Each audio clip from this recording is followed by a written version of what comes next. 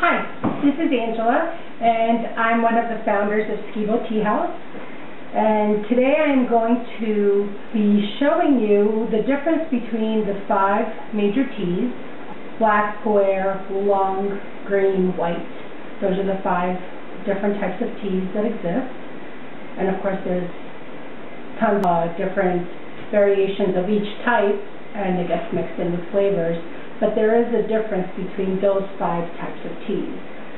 So today I'm going to use one of each type from the teas that we have at Skibo Tea House, and I'm going to put them out for you so that you can see the difference in color. And then I'm going to taste it, and I'm going to walk through the steps with you so that you have an idea of what to look for. Of course, everyone's individual experience is just that, an individual experience, and we can have 2 tea experts sit right next to each other, take the same blend, and they will taste different things.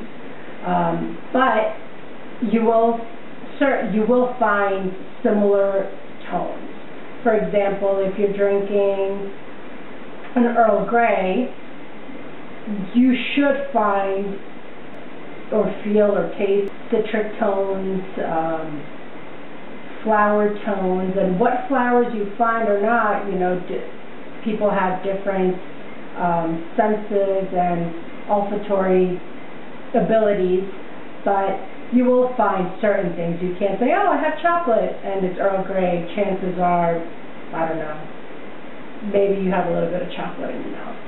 But so that's what we're going to be doing, and I'm going to show you what I have. This is a traditional tea tasting set. So it's the cup, the tasting cup, and then the brewing cup. And I'll be doing it this way because it's easier to do in small amounts. And then these are the 5 different teas. This is one of our tea sets I just put out.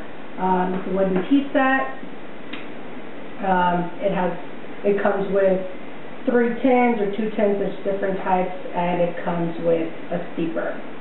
This is one of our personal ones that we use at home. Then you can also, at home, what you're going to want to do, when you make your tea, is you can have a teapot with a built-in infuser.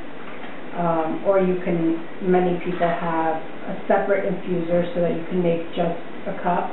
So we sell the pyramid one. I happen to like the way it looks. So normally you would insert the loose tea in here, place it. You never want to fill it up. You always want to leave, especially if it's an actual, not a herbal, but an actual tea, you want to make sure that you leave room for the tea leaf to expand and open up and bloom.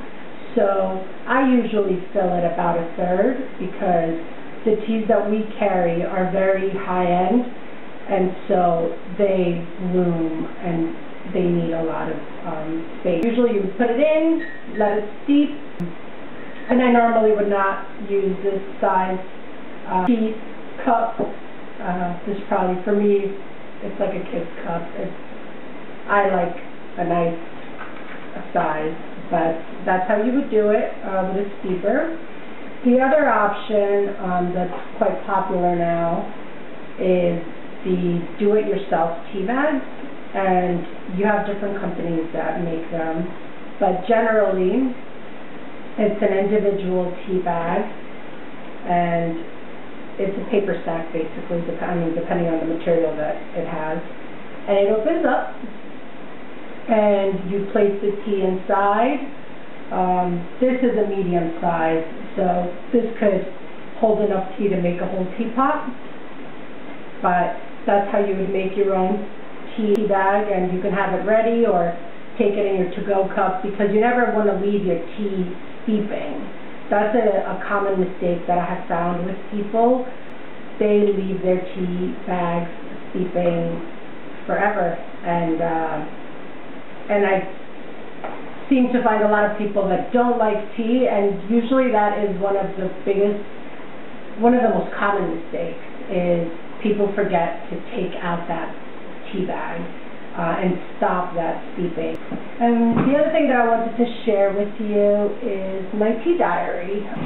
I know there's a lot of tea enthusiasts out there, and they share their love of tea in a variety of ways, but one of the things that we learned in our tea certification class is to keep a tea diary.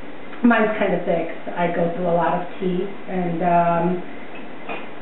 you know, you can do it whatever way you want, but basically the point is to keep a record of the teas that you've tried. There are standard rules for steeping, and if you're going to, for the purpose of tasting and comparing fairly, you do want to do it that way, but I find that unless you are professionally judging a tea, if it's for personal consumption, I really think that those times are less.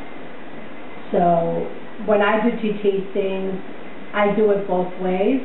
I tell people, you know, try it this way and that way because everyone has different tastes, but personally I have a really sensitive palate, so I don't like to steep it too much.